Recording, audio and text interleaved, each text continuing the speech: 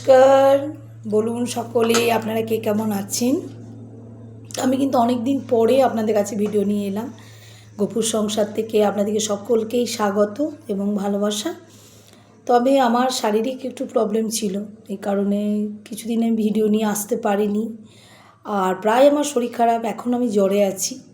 তো কিছু কথা আপনাদেরকে জানানো খুব দরকার ছিল, এই কারণে আজকে আমি ভিডিওটা নিয়ে এসেছি। এবং এটা আমি আগেও আপনাদের ভিডিওতে বলেছি, প্রত্যেক মা বাবাদেরকে এটা রিকোয়েস্ট জানিয়েছি যে এই ধরনের কাজগুলো আপনারা করবেন না এবং নিজের ছেলে মেয়েদের ভবিষ্যৎটাও আপনারা প্লিজ একটু দেখুন। তো একটা আমি ঘটনা আপনাদের সাথে আজকে বলি। সেটা হচ্ছে দিল্লিতে একটি ছেলে, 23 বছরের ছেলে, একমাত্র ছেলে, আজকে মায়ের তার হাহাকার এবং তার কষ্ট সে সর্বত্র দিচ্ছে এবং সে বলছে যে আমার একমাত্র সন্তান আজকে আমি হারিয়ে ফেললাম এবং তাকে নিয়ে অনেক আমার স্বপ্ন ছিল। প্লাস সে একটাই কিন্তু রোজকেরে, মানে আর কোনো ওদের রোজগার করার কেউ ছিল না। তো বুঝতেই পারছেন যে তাদের পরিবার এবং তার মায়ের কী অবস্থা। তো এই যে বেপরোয়াভাবে গাড়ি চালানো বলুন, বাইক চালানো বলুন, ওই যে ছেলেগুলোকে দেয়া হচ্ছে, যে ছেলেগুলোকে মানে এখনও তাদের বয়সই হয়নি যে তারা গাড়ি চালাবে বা বাইক চালাবে, কিন্তু সেক্ষেত্রে তারা চার চাকা চালাচ্ছে, বাইক চালাচ্ছে। এই অল্প বয়সী ছেলেদের জন্যই আজকে আমি এই ভিডিওটা নিয়ে এসেছি এবং মা বাবাদেরকে আমি সাবধান করে দিচ্ছি যে প্লিজ আপনারা ওইটুকুনি ছেলেদের ভবিষ্যৎ এবং তাদেরও কিন্তু ক্ষতি হতে পারে এবং অনেক জীবনও যাচ্ছে, তার জন্যে অন্যদেরও জীবন যাচ্ছে। যেটা ঘটনা ঘটে গেছে দিল্লিতে, সেটা হচ্ছে একজন রিল বানাচ্ছিল। তো এই রিল মানে বুঝতে পারছেন, এই তো কিছুদিন আগেও একটা ঘটনা পুরীতে ঘটে গেল, যে রিল বানাতে গিয়ে পুরীর সমুদ্রে তলিয়ে গেল একটা ছেলে। তো এই যে রিল বানানো এখন সব শুরু হয়েছে সোশ্যাল মিডিয়াতে বলুন, ইউটিউবে বলুন, প্রত্যেকেই ছেলে মেয়ে এখন রিল বানাচ্ছে। তো সেই রিল বানানোতেই কিন্তু একটা ছেলে জীবনটা কিন্তু চলে গেল। সে দিদির সাথে রিল বানাতে বানাতে গাড়ি চালাচ্ছিল, এত দ্রুত গতিতে চালাচ্ছিল যে পাশে সে ব্রেক ফেল হয় বা কি বলবো, সে গতিকে আয়ত্তনে না আনতে পেরে সে কিন্তু গতি হারিয়ে ফেলে এবং নিয়ন্ত্রণ হারিয়ে ফেলে একটি ছেলেকে ধাক্কা মারে এবং সেই ছেলেটি ওখানেই অর্ধেকটা মারা যায়, মানে স্পট ডে হয়নি, কিন্তু হসপিটালে নিয়ে গিয়ে মৃত বলে ঘোষণা করা হয়েছে। এত রক্তক্ষরণ হয়েছে মাথাতে। তো বুঝতেই পারছেন যে এই ধরনের বেপরোয়া গাড়ি চালানো বা বাইক চালানোতে যে কী দুর্ঘটনা ঘটতে পারে সে আপনারা কল্পনাও করতে পারছেন না। তো আমি বলবো আপনাদেরকে প্লিজ প্লিজ আপনারা দিদিকে একটু যদি আপনারা রেসপেক্ট করেন আমাকে, বা একটু আপনারা আমার কথা শোনেন, তাহলে আমি একটা কথাই বলবো, প্লিজ আপনারা ওইভাবে বাচ্চা ছেলেদিকে মানে কোনোভাবেই বাইক এবং গাড়ি দেবেন না। কারণ আপনার ছেলেরও জীবন যেতে পারে, প্লাস অন্যদেরও জীবন যেতে পারে। কারণ এখনকার ছেলে মানে বুঝতেই পারছেন, তারা কিন্তু তাদের হাতের আয়তন বা হাতের নিয়ন্ত্রণ বা যাই বলুন না কেন, স্পিড বলুন। আমি কিছুদিন আগে মানে আমি দুর্গাপুর যাচ্ছিলাম, তো পাশ থেকে আমরা অটোতে যাচ্ছি, তো পাশে একটা দুটো ছেলে পেরিয়ে গেল। তো এত স্পিডে গেল, ঠিক মনে হচ্ছে না বন্দে ভারত ট্রেন পেরিয়ে গেল, মানে মনে হচ্ছে না ঝড় পেরিয়ে গেল একটা, মানে বুঝতে পারছেন কি হাই স্পিডে ওরা গাড়ি চালাচ্ছে। তো সেক্ষেত্রে কি হচ্ছে, নিজেরা হয়তো মানে নিয়ন্ত্রণ রাখতে পারছে না বা হয়তো গতি এত বাড়িয়ে দিচ্ছে যে সেক্ষেত্রে নিজেরাও মরছে এবং অন্যদেরকেও মারছে।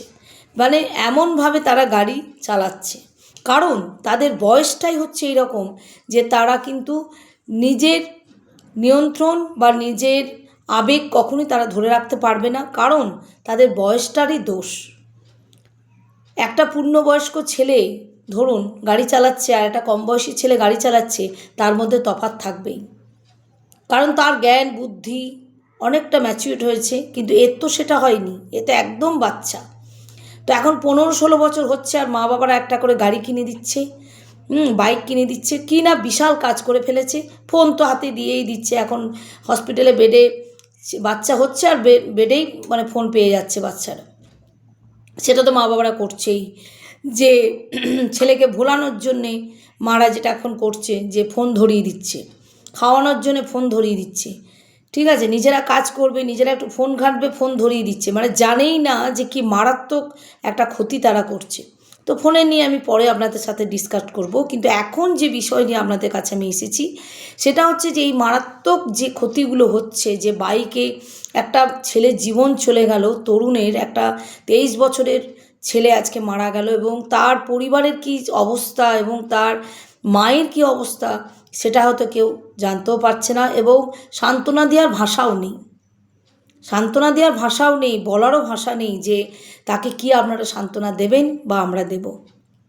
তো আমি বলবো, আপনাদের অনুরোধ করছি, প্লিজ আপনারা বাচ্চাদের, বিশেষ করে 16-17 বছর 18 বছর ছেলেদের কোনোভাবেই গাড়ি বা বাইক দেবেন না, কারণ তারা নিজেরাও ক্ষতিগ্রস্ত হবে এবং অন্যদেরও ক্ষতি করবে। কারণ তাদের বয়সটাই এমনই যে তাদের কিন্তু মাথার কোনো ঠিক নেই, তাদের মানে বুদ্ধিও কাজ করছে না যে আমরা কি করছি বা আমাদের কি হবে, কারণ এই বয়সটারই দোষ। একটা পূর্ণবয়স্ক ছেলে বা একটা লোক যে বুদ্ধিতে বলুন বা যে স্পিডে তারা গাড়ি চালাবে, একটা কম বয়সী ছেলে সেই স্পিডটা রাখতে পারবে না, কারণ তারা বয়সটা কম, তাদের এত ম্যাচুরিটি হয়নি এবং তাদের এত জ্ঞান হয়নি যে আমাদের ক্ষতি হতে পারে বা আমাদের জন্য অন্যদেরও জীবন যেতে পারে। আজকে যে দিল্লিতে ঘটনাটা ঘটলো, আজকে কে দায় নেবে বলুন? ধরুন কিছু হয়তো শাস্তি হবে, কিছু হয়তো গার্জেনের শাস্তি হবে, কিছু হয়তো হবে, কিন্তু কিছু বিচারও হবে, কিন্তু যা যাবার তো চলে গেল, সে তো আর ঘুরে আসবে না। মায়ের কোল খালি হয়ে গেল, আজকে মা তো আর সেই ছেলেটিকে দেখতে পাবে না, সে ফুটফুটে ছেলেটি কিন্তু আর মা বলে ডাকবে না। তো এই যে মর্মান্তিক ঘটনাগুলো ঘটছে চারদিকে, সে আজকে 26 সালটা আমার তো মনে হয় একদম বাজে। জানি না আপনাদের কেমন কাটছে, আমার তো একদম ভালো কাটছে না, এবং এই কারণেই ভালো কাটছে না, চারদিকে শুধু এই মৃত্যুর খবর পেয়ে সত্যি বিশ্বাস করুন আমার মনে খুব মন খারাপ আছে, এবং আমি খুব আপসেট আছি যে এই ধরনের মৃত্যুগুলো, এবং খুব কম বয়সী ছেলেমেয়েরা চলে যাচ্ছে। আজকে তারা পৃথিবী দেখলই না, জানলই না, তার আগেই কিন্তু তারা আজকে চলে গেল। সত্যি খুবই কষ্টদায়ক এবং খুব মর্মান্তিক ঘটনা। আর মাকে তো সান্ত্বনা দেওয়ার কিছু নেই, কারণ কোনো ভাষায় খুঁজে হয়তো আমরা পাবো না।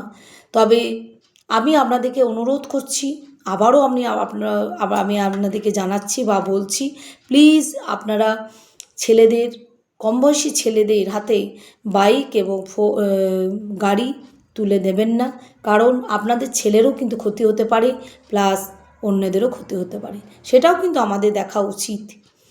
যাই হোক, আজকে এইটুকুই, পরের ভিডিও নিয়ে আবার আপনাদের কাছে ফিরে আসব। দিদি আপনারা কমেন্টে জানাবেন আপনাদের ভিডিওগুলো কেমন লাগছে। আমি প্রচুর ভিডিও আপনাদের জন্য আপলোড করি এবং পোস্ট করি, জানি না আপনাদের কেমন লাগে। আমি কিন্তু গফুর সংসার থেকে দিদি বলছি, এবং গফুর নিয়ে প্রচুর ভিডিও আপনাদের কাছে আমি দিচ্ছি। প্লিজ আমার ভিডিওগুলো আপনারা দেখবেন, এটুকু আশা রাখি। আজকে এইটুকুই, ভালো থাকবেন, সকলেই সুস্থ থাকবেন।